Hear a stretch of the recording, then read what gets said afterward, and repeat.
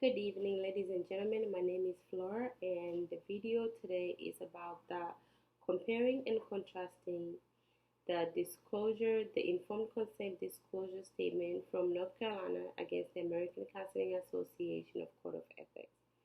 So, since I already mentioned, I'm located in North Carolina. First, before I did anything, I went to the North Carolina License Board and to see what their requirements are. And I'm gonna share something briefly that I noticed in North Carolina. You have the licensed clinical counselors. I would say divided into three categories. You have the associate.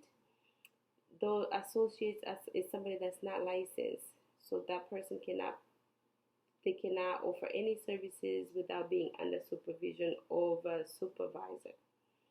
So they perform under supervision. And then you have the professionals. The professionals are those that are licensed because they have reached the required amount of hours according to North Carolina to attain the license.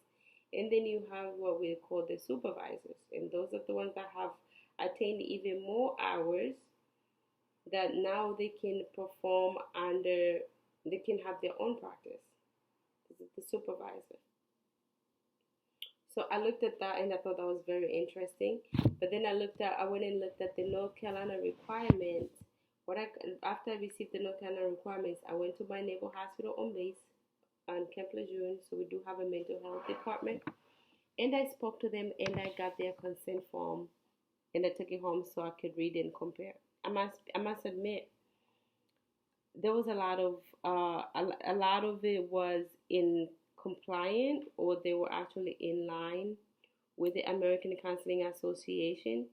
The state of North Carolina actually is in line, I would say, to the T. All the rules and regulations that are in the American Counseling Association, I saw them in the state of North Carolina.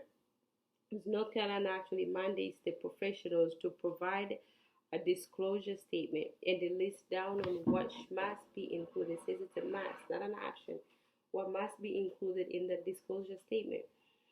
And at the bottom of it, as I was reading, it states actually if any of this information is missing in your disclosure statement, that disclosure statement will not be approved and it will be returned. And I thought that was very good because they're trying to make sure that whoever is whoever's practicing mental health counseling is actually in compliance with American Counseling Association. Then I compared the disclosure statement that I received from the mental health department of the Naval Hospital, and I'm gonna read some things that I saw on there, which were all listed in the American Counseling Association. They were actually in compliant. At the top of it, they had the information of the professional, the doctor, and they do have different doctors. They had the address, the email, the point of contact, and then they came down and list the qualifications.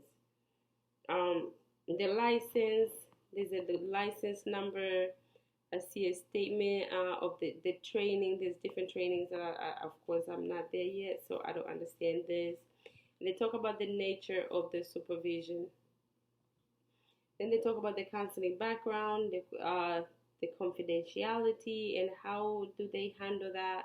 They talk about the sessions, the fees, how long is the session, and how much do they charge, if they do charge any. Do they take insurance? They talk about the responsibilities, the supervisor responsibilities in supervision. They talk about emergency point of contact. Then they talk about complaints. If there is any complaint, they provide the information and where to submit the complaint, the address, and so forth. And then at the bottom of it, they talk about. Then you have the block where, of course, they would sign, and then whoever the client decides to enter into that relationship would sign. So in the end, I would say the state of North Carolina actually isn't compliant, just reading at their requirement in order for one to qualify to be able to practice. Their requirements are in line with the American Counseling Association Code of Ethics. And I think that's a pretty good thing because they're actually enforcing the rules that are in place And that's it.